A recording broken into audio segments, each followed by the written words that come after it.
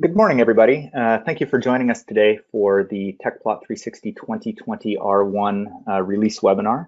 We're proud to announce that we released this version of Tecplot yesterday, available for public download on our website. And this webinar is going to give you an introduction to some of the new features and also let you know what you need to know about this new product. My name's Scott Fowler. I'm the product manager of Tecplot 360. I've been with Tecplot since 1999, a lot of that time as a developer, so I have some good technical background, and most recently taking over product management. So my job really is to speak to all of you and get good feedback. So I am going to encourage any of you who use Tecplot, please feel free to contact me anytime. Let me know your thoughts, what you really need in Tecplot 360 to make it a better tool for you. We also have a great tech support staff available at support@tecplot.com who can help you out if ever you need any help with Tecplot. So for some of you who may be new to Tecplot that are online, I'll just give a brief introduction of who Tecplot is and the tools that we provide. So Tecplot was founded in 1981 by a couple of Boeing engineers who were developing CFD codes, and they needed a product or a capability to visualize the results. So they hired a developer, and that developer started working on what is now known as Tecplot. That developer is actually still at Tecplot today. We have about 47,000 customers worldwide. We're known as the most complete desktop post-processing solution. With the 3D, 2D, and XY plotting. We even have polar plots if you need to do any polar plotting. We're dedicated to saving engineers time. So how do we save you time? Well, number one, we develop new and innovative technologies like our subzone load on demand file format. This file format works with structured and unstructured data. And it is designed such that it loads less data. Loading less data means that you are going to use less RAM, and your disk isn't taxed as much. The disk is really one of the slowest parts of post-processing. So getting that data off disk, if you're loading less data, you're able to load your data faster. And that's what Sizzle is all about. So this little image that you see here, most post-processing solutions, if you want to put a simple slice through your data, they have to load all of the volume. That's what you're seeing in that upper plot. With the subzone load on demand file format, you're only loading the cells that you need to create that slice. That's what you're seeing in the bottom plot. When you buy Tecplot 360, you also get Tecplot Chorus, and this is to help you understand ensembles of data. So if you're doing design of experiments or creating, say, an arrow database, this is going to help you understand that database or understand that design of experiments. You can see the attributes of the metadata, in this plot, Mach, alpha, and lift coefficient. So you can really see how your designs are performing. Now, a quick note, Tecplot Chorus is not going to be available in 2020 R1. We had a few more weeks of effort to put into it to really make it release ready. So we're delaying the release of Tecplot Chorus until later this year. So if you are a Chorus user, I advise you to continue using 2019 R1, but there was a big GUI change that we made in this release, and we just didn't feel it was ready for prime time. But we had a lot of Tecplot 360 users who needed the new features that are available. So be on the lookout for an upcoming release with Tecplot Chorus later this year. We also save you time through scripting. Tecplot 360 has two scripting languages. We have our legacy macro language, and we have our Python language. Python language is really opened up a lot of doors because it gives you direct access to the data. So you can do really advanced post-processing. You have access to the file system. It really opens up a lot of interesting capabilities. So please take a look at PyTecplot. This is a separate install. So when you install Tecplot 360, you do have to have Python installed, and you do a pip install of the PyTecplot module. And that's available on pypy.org if you want to take a look at that. Okay, so on to today's agenda. This is going to be a pretty quick webinar, so hopefully there should be plenty of time for questions at the end. So 2020 R1 gives you up to 4.6 times faster batch mode image export on Linux systems. So I'll show you some information about that and how we came up with that number 4.6 times. We've added the capability to do evenly spaced vectors. Streamtraces on no-slip surfaces. Now, this is a capability that was in Tecplot before, but it was difficult to do, and I'll explain that as well. Extract blank zones. So this is a nice tool that allows you to extract a new zone based on value blanking constraints. I'll demonstrate that. And then after the demonstration portion, we'll get back into the PowerPoint and show you a little bit about our new UI, talk about some updated graphics card requirements, and we'll talk about some platform support changes. Then we'll open it up for QA. Okay, so batch mode performance up to 4.6 times faster. So this is on Linux machines. So the Linux version of Tecplot 360, 2019 R1 and before, forced you into software rendering mode. So this would use the CPU for doing the rendering of the plot rather than the GPU. Tecplot 360 2020 R1 now gives you access to the hardware graphics, which can be faster. So we'll go from left to right as I walk through these results. This first plot on the left, wind turbine, it's a 263 million cell structured data set.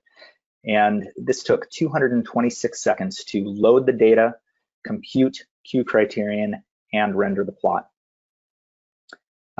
With 2020 R1, our software rendering, it's only 1 second faster, and then with hardware rendering, 16 seconds faster. So this plot is really requires the CPU and data load time because we are computing Q criterion. The rendering portion of this plot is not that complex, so we didn't get a big speed up. Similar sort of thing with this, the race cars. The bulk of the time is spent loading the data and computing the isosurface and slice that you see there on the bottom below the cars. But we still did see a 11-second speed up, so about 1.3 times faster, about 30% faster. So or 25% faster, sorry. So that's a pretty good speed up there. The third plot, this is out of a Converge simulation. We have 1.6 million spheres. So the spray part of the simulation we rendered as spheres, and you can see just how much faster it really is with access to the hardware graphics. We gained 30 seconds out of a 40-second simulation or rendering, 3.7 times faster. So pretty amazing speed up there. And that's because the spheres are fairly expensive to draw, and the hardware rendering access to that GPU really helps quite a bit. You can see that even with the software rendering in 2020 R1, you're almost 2 times faster. And then the final one, this is an asteroid data set. This came out of one of the SciViz contests a couple of years ago. This is only 27 million cells. It's a structured data set. But we did a technique here where we have about 20 isosurfaces there with very high translucency to give a good looking plume of that isosurface. And you can see that we went from 184 seconds and we're 144 seconds faster. So huge speed up there. We went from 184 seconds down to only 40 seconds for that, 4.6 times faster. And you can see that the asteroid was 2.3 times faster. I think that 20 seconds faster is a bit of a typo there. So we'll take a look at that data again, but quite a lot faster with that. So what do you have to do to realize the speed up? Well, really nothing. If you're running Tecplot 360 in batch mode on Linux, you just continue passing Tec 360-B like you always have. But this does add one other requirement. If you don't have hardware accelerated graphics available on your machine, you might have to pass the --os Mesa command, and that's going to instruct it to use the off-screen or software rendering Mesa library.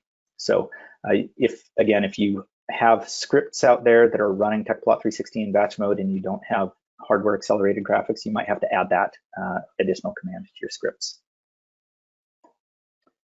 Okay, so let's go into the demo phase of the webinar.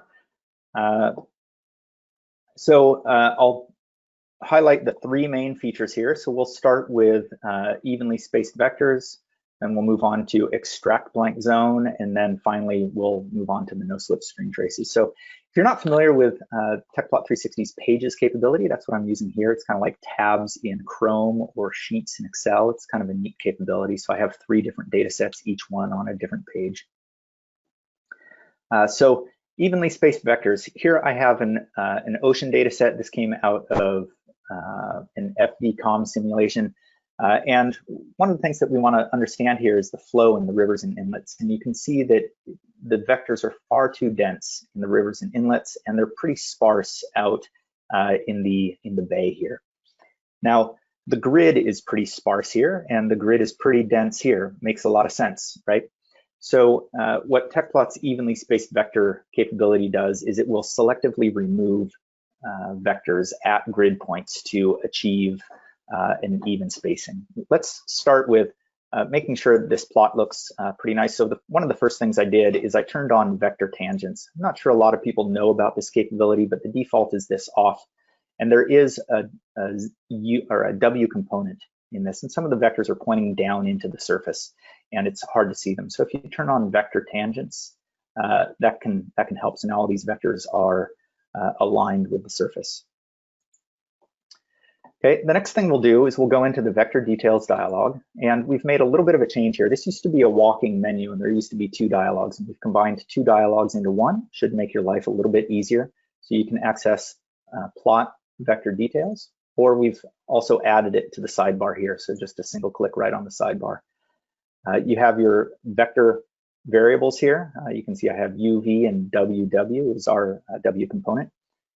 And then we have the even vector spacing. So this is a new capability here. So we just toggle this on, and this will selectively remove vectors from points to achieve an approximate spacing between the vectors. Let's also turn on a uniform vector length here. Makes for a bit nicer looking plot. And then we can go to the arrowhead tab, and we'll just increase the size of the arrowheads a little bit. Okay, now what happens if I zoom in on the plot? These vectors are now, far too sparse. So down in vector details, I can just hit reset spacing again, and we're going to get a fairly nice even spacing. So if you don't know what values to put in here, hit reset spacing, and that'll give you a good idea. We try to do about 40 vectors across up and down the plot. But again, if you don't know what values to put in there, you can go to the tools, measure distance tool, and just do a couple of clicks. So here in the X direction, I'm about 0.001 distance there. So we could try typing in a value like that.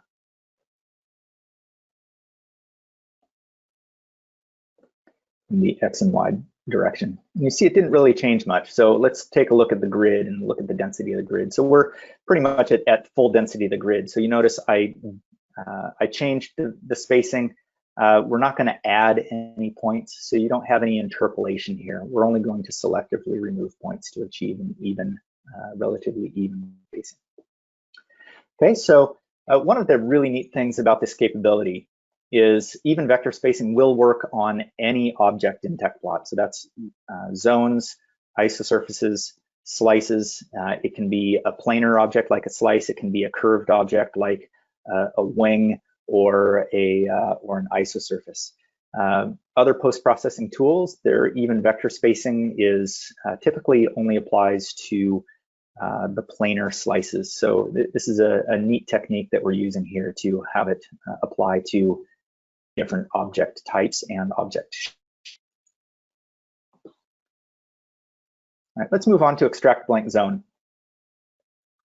Here I'm showing a output from Converge, and I'm showing an isosurface at temperature of 2000. And this is a nice closed isosurface. So I really get an idea of the volume, which is contained by that threshold. But if I advance to this next time step, now I have an isosurface that's no longer closed, and it's very difficult to understand the volume taken up within that threshold. So we've added a capability called extract blank zone, which allows you to extract a set of cells as defined by a value blanking constraint. So I'm going to show you a pretty simple way to use this capability. So first I'll go into plot blanking, value blanking, and I have this set up to remove cells that are less than 2000. So if I include value blanking, now I'm left with only those cells. And with value blanking on, I can now go into data, extract blanked zones. Another thing for you that have used Tecplot, we've renamed some of the things. All of these used to say extract in front of them, which was a bit redundant. So, and we've reorganized this list a little bit. So keep in mind that there your items might be a little bit out of order from what you're used to. So anyway, extract blank zones. And this shows me a list of all of the zones in my data set. Now this is a transient data set. So I'm going to scroll down the list to zone at crank angle 39, and the grid zone, this is my volume cells. So I'm just going to extract this. Okay, takes just a second to load all of that data. I'll close the value blanking dialog, and now in the zone style dialog, I have a new zone down here at the bottom, which is my extracted grid. And we'll show this. And by default, for volume data, we don't show the surfaces, because typically you want to show an isosurface or a slice going through that data. You don't really want to see the volume data, but here I do. So I'm going to right click and say show the boundary cell faces. So now you can see those. Let's turn off value blanking, and we can see the entire boundary. And then finally, we'll change the shade for this zone to red so we can see it. All right. So now you can see a full volume of that threshold where temperature is 2000 degrees or greater. So it really gives you a much better sense of the volume taken up by that. Other interesting capabilities for this would be, say, again, in these converged data sets, oftentimes users want to see a region within, say, 5 millimeters of the spark plug. So you could, through the data alter capability, compute an equation of a sphere, say, or the equation of a cylinder to define a new value blanking variable to define that region. So some really neat capabilities that are opened up by this new tool. I will also note that we do have, this is fully scriptable as well. So if you need to do this over and over again, it's scriptable via both our macro language and our Python API. All right, let's move on to no-slip stream traces. So no-slip stream traces, these are something that have been in Tecplot in the past, but it required that specific attributes be embedded in the data file. And so this made this capability difficult for people to access if their solver didn't include those special attributes. So we've updated Tecplot 360 to identify a no-slip condition. And the way we identify a no-slip condition is it's a zone that has 0 velocity. So you can see here on the probe panel, my momentum components, they're all 0 for this entire surface. So Tecplot identifies this as a no-slip surface. Now, if I add a slice, you can see that I have non-zero velocities in the volume and non-zero velocities in the boundary layer. So to add a no-slip stream trace, all you have to do is select the surface line option. With volume data, the default is volume line. So make sure you come into surface details and say surface line, and then just add your streamlines. So now what this is doing is this is finding the neighboring volume zone, and it's using the velocity components from that neighboring volume zone, just one cell off the grid. One of the things that can be a little bit confusing here is you can see that the streamline looks like it's above the surface. And what Tecplot does is we use what are called lift fractions to lift lines when they are coincident with a surface. And that's controlled in the plot menu, advanced 3D control. So you can see our lift fractions here. So we're lifting lines 0.2%. So that's 0.2% in what we call frame units. So that's based on the height of the frame. Now, if I drop this down to 0, you can see that the lines are exactly coincident with the surface.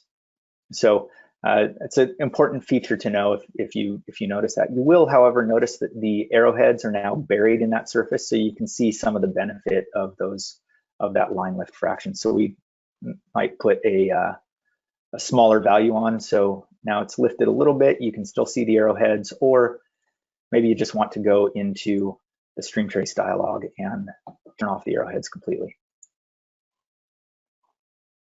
Okay, so that's no slip stream. So pretty straightforward feature, just add a surface streamline. If you are using an overset mesh, we do pay attention to the value blanking constraint. So if you have an iBlank variable and you have that active, a no slip condition will take into account only the unblanked cells for identification of that. We can also draw no slip streams on say the k=1 plane of a structured data set, or the j=1 plane. If you have a j=1 or k=1, we're going to use the values from j=2 or k=2.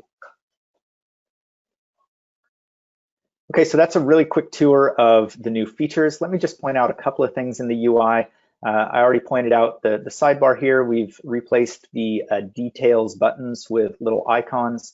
One of the reasons we did this is it just gives you a little bit more space for your plot. We're a visualization tool. We want to give you a lot of space. That details button stuck out a little far. It also gives you a nice visual of what each one of these are, and we added those to the menu system, so you have a bit of continuity there. We're using SVG-based icons, so these are going to scale well with the high DPI displays. A lot of people out there are using 4K monitors, 5K monitors, and these are going to scale up nicely. And speaking of those high DPI displays, we've updated our help system. This isn't exciting or sexy, but our old help system, the text didn't scale, so I had to pull out my magnifying glass if I wanted to read the help in the old help dialog. But here we're actually HTML help. This is going to be hosted on our website as well. And you have, of course, the scaling controls available in your web browser. You can see that the UI will reconfigure based on the zoom level. So it's a small thing, but a pretty important thing if you do need the help system. All right, with that, let's jump back into the PowerPoint. So a couple of notes on the new UI and new graphics card requirements. So in this release of Tecplot 360, we updated our GUI toolkit. We were on Qt4 or Qt 4. Now we've moved up to Qt 5. And one of the reasons we did this is it has much better support for Macintosh. Some of the Mac users out there, for instance, I think one of the most glaring ones was the zone style dialog. Some of the rows were compressed and didn't look well. The tabs, you'd only see the first letter. So the new GUI system has fixed a number of bugs in it and made for a better UX on Mac. It also has better support for high DPI displays and people who have mixed DPI display environments. For instance, I'm running on a laptop with a 4K display, but then I have an external monitor that's 1080p, and this version of Tecplot, this GUI toolkit, is going to work better in those environments. This GUI toolkit did add another requirement, though, is that the UI itself is rendered with OpenGL using what are called frame buffer objects. This now requires that your graphics card support FBOs. So FBOs have been around for a long time. Any modern graphics card will support it. So for most people out there, it's not a problem. For some people who are, say, running on a Linux cluster that might not have a graphics card, you're just going to have to use software rendering. You've probably always had to use software rendering. So that's Tec360 Mesa is the command to use software rendering. Now, for some people, Tecplot might work fine on screen, so when just rendering like I did here, but when you're rendering to an image, it may fail. So make sure you use Tec360 OS Mesa for the off-screen rendering. This should be pretty quickly apparent to you when you download this. We think that really 99% of people are going to be just fine and just continue to run Tecplot 360 like normal. Now, it gets a little bit more complicated if you're using PyTecplot. So we've created an environment setup script that will make sure that everything works right with PyTecplot. And so you run tech360-env. This is a script included in the bin directory on Linux. Pass --os mesa --space Python and then your script. And that's going to run your PyTecplot script using the OS Mesa software rendering library. Now on Windows, we have seen a couple of people that have issues with their remote desktop systems, and we've included the software rendering library for Windows as well. It's available in the bin/Mesa directory, and you just copy it up one directory into -bin. Now this should be kind of a last resort, and we don't think a whole lot of people are going to be affected by this. I do see a question came in, do I have a page that recommends some cards that support FBOs? I don't, but that's because really FBOs have been supported on graphics cards for the last 10 years or so, maybe even longer. So really not, if you have a graphics card on your system, it shouldn't be a problem. Where this does become a problem is in some remote display environments, like if you're using X display, like if you're going from trying to run Tecplot 360 on a Linux machine, but remote to your Windows machine through something like MOBA Xterm or Hummingbird, you might encounter some issues there. So you may have to talk to your IT group, or you can use these command line options. Okay, platform support changes. We've gone through and reviewed our platforms, and we can really only successfully provide support for operating systems that are supported by their manufacturers. So the list you see here are all currently supported by their manufacturers, and we are dropping support for the operating systems that are no longer supported by their manufacturers. Mac or Apple doesn't really publish life support cycles, so our goal is to support the current Mac release and the two previous. So that's why we are supporting 10.15, 14, and 13, and dropping Mac 10.12. So if you are on one of these older platforms, Tecplot 360 2019 will still work there. 2020 might work, but we can't really support that. We're not testing on those unsupported systems anymore. For some of you at large organizations, I know a lot of you are running SUSE Linux Enterprise Server. Now, we don't test on SUSE Linux Enterprise Server, but we do know that Tecplot 360 runs there. We've had some beta testers install on there. So we will do our best to support you, even though we don't do direct testing there. On PyTecplot, you'll see the note at the bottom. This is going to be the last release where PyTecplot is supported on Python 2.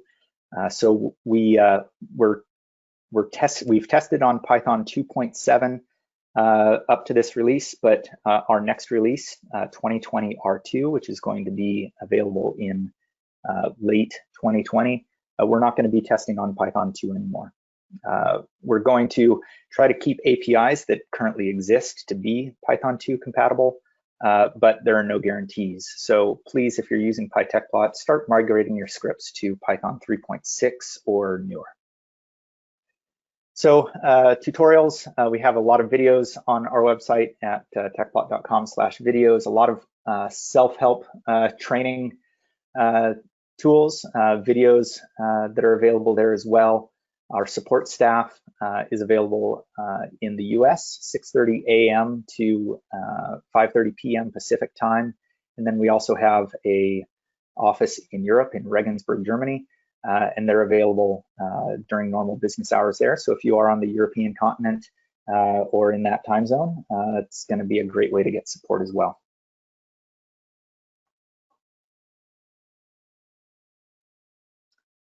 Okay, well, that does it for 2020 R1. So I look forward to interacting with each of you, and thank you for your time today.